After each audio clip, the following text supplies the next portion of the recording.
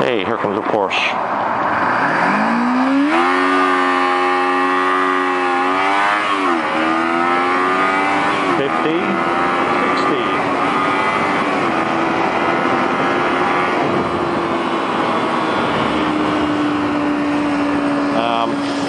I'll tell you right now, you go to your car and try to do something like that, you'll never do it.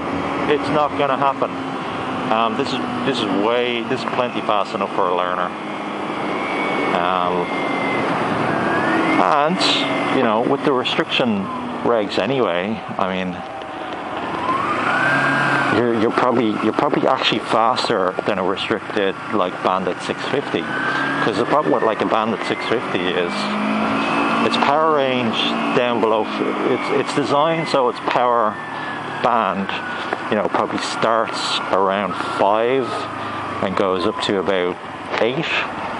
But you're never even getting there, so you're in the sort of lumpy part of the engine.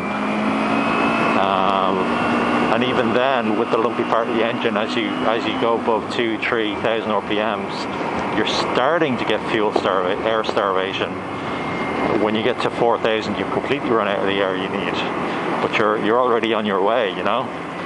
So I don't think that's a great option, you know. I don't know. I should try park up next to a restricted Bandit or something and try race somebody. Let's go up this way because we've still got shit to talk about. I don't like the service interval of this thing though. That really pisses me off. I mean, a major service every 7,500. I mean, come on. You can do better than that, Kawasaki, and you know it.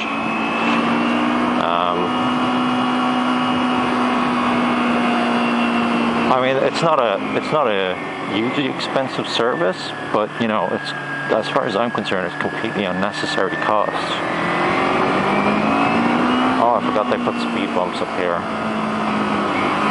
Get out of the seat, get on the gas, off the gas, brakes, out of the seat.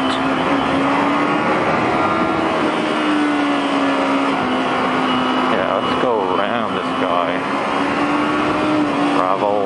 Gravel, out of the seat. And chillax. See, like, this is a super bumpy road. No road markings, probably cow shit and everything else all over it. And I have no problem bringing a bike up here. You know, there's gravel driveways either side, so there will be shit dragged out on the road. But hey, it's all good as far as I'm concerned. So yeah, but I mean the big benefit probably your Bandit, your restricted Bandit or whatever has, especially if it's a simple restrictor, it's like a washer type jobby, is that you can unrestrict the bike when you're finished. Now I'm working on the principle everyone's obeying the law here. Yeah, that's a whole other topic. The 1.1 Micra, the 1.4 Peugeot.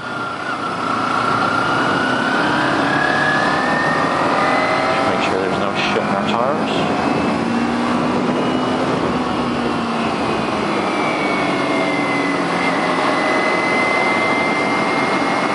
I remember this road being a lot shorter.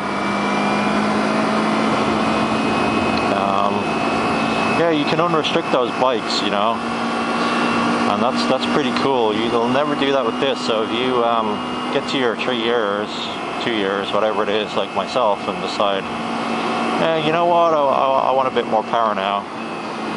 You can't just like put it in a shop for an hour or put it in your garage and work on it for an hour and go, hey, I've got all the power in the world. So depends who you are and what your attitude is and whether that's a pro or a con. And the reason I say that is there's a lot of people who do not wait till their restrictions up. They get a restricted bike. It's $250-ish even for a restrictor that's made like from 2 washers, and you're paying all that money for a certificate that an insurance company will take and go, okay, you have earned the right to insure that bike. So it's a lot of money, but a lot of people do that and then go home and then take the restrictor off, and they go around with whatever power. And if you get caught, you're screwed. Your insurance is invalid. Nice new driveway. Your insurance isn't valid anymore. The cops are not going to be best pleased with you. And basically you're not going to have a barrel of fun.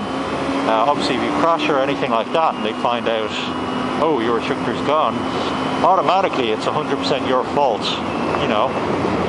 even if somebody hits you. So I didn't want to play that game either.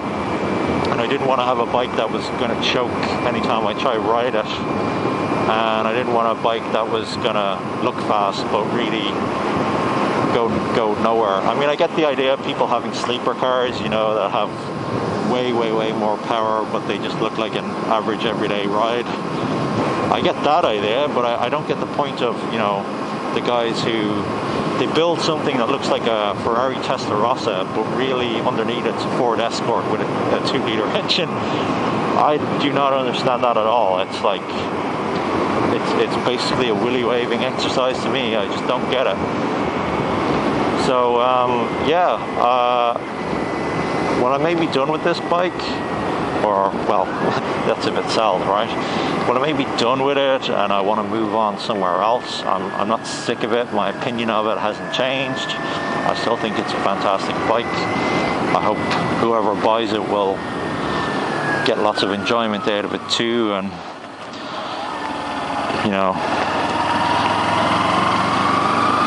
learn the tricks of the trade themselves.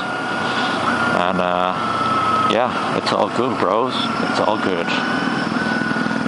So I'm just gonna stop here. This isn't a roundabout. This is some chalk. Where are you going?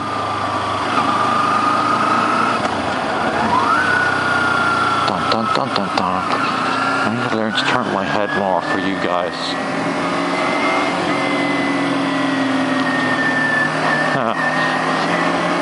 That van there, he looked left and right, he totally did not see me.